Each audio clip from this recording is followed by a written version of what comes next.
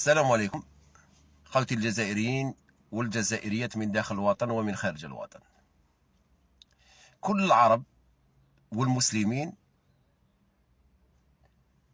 لاموا الجزائر كي صوتت لصالح هذا القرار. وحاجة اللي مدوختني أنهم هما في شرم الشيخ تلاقاو كل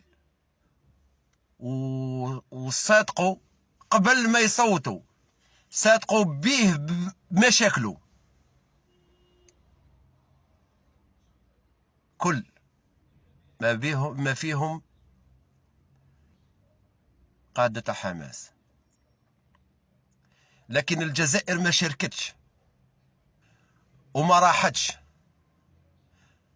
وما قبلتش حتى تحضر، مش تصوت، حتى باه تتكلم وتحضر ما حبش تحضر،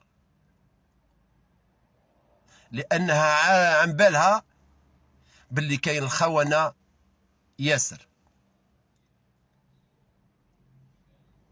لهذا الموقف الجزائري كان غير الجزائر اللي تضرب بالطابلة على العرب والمسلمين، وغير هي اللي كانت تتكلم.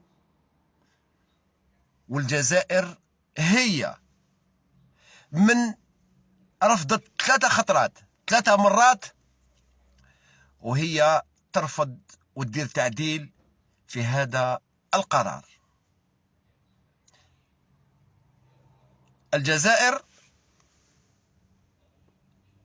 الجزائر خوتي الجزائريين صوتت ما يلي: إدخال المساعدات الإنسانية باستمرار لقطاع غزة، وهذا اللي كانت تضرب عليه الجزائر. إيقاف الحرب في غزة نهائيا، وإعادة إعمار غزة. هذا هو اللي كانت تضرب عليه الجزائر لوحدها في مجلس الأمن. قوة دولية داخل غزة، هذه هي النقاط الأربعة التي صوتت لها الجزائر. أما النية الأمريكية وما هدفهم الله يسهل. المهم نحن مع هذا القرار، يعني إدارة الدولية لغزة هي من تدير شؤون غزة،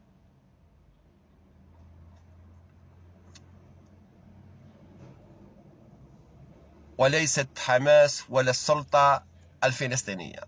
إن لم تصوت يعني أن أنت مع مواصلة الحرب والإبادة الجماعية. هذا القرار هو من يضمن السلام في غزة.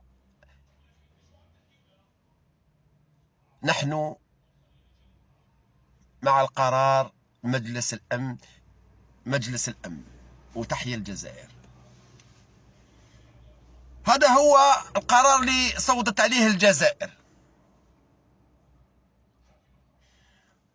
وما حبوش هادو اللي كانوا هما قابلين به. كان أسوأ من هذا القرار، لكن الجزائر بتدخل تاعها عدلت في هذا القرار. لكن الخونة هادو العرب خرجوا يلوموا في الجزائر كيفاه صوتت. كنتم ما صوتوا قبل ما تصوت الجزائر، رحتوا شرم الشيخ والانبطاح كل كيما راكم. دوكا تجي تلوم الجزائر لأنها صوتت على هذا القرار. هذا هو القرار اللي كانت هي الجزائر تترافع عليه. يا الخونة انتوما الأولين اللي رضيتوا به. والقادة تاع حماس كانت حاضرة إلا الجزائر. ولا والفتوا تحطوا الجزائر في المدفع؟ لا، ما بقاتش. دركا كل واحد تحطونا في المدفع ومن بعد تولوا تضحكوا علينا. نعم، كما صارت لنا في العشرية السوداء، كلكم ما كان حتى واحد تدخل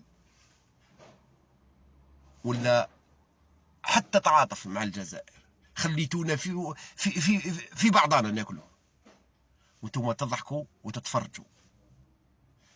ما بقاتش دوكا حتى احنا عندنا بلد ونخافوا عليه، وعندنا حنا تاني عندنا مشاكلنا في بلادنا. حتى احنا كيما انتوما تشوفوا مصالحكم، حان الوقت الجزائر تشوف مصالحها. هذا رأيي أنا خاص بيا. أنا مع الدولة تاعي، والقرار اللي تشوفه مناسب أنا معه. تحيا الجزائر، المجد والخلود لشهدائنا الأبرار. سلام.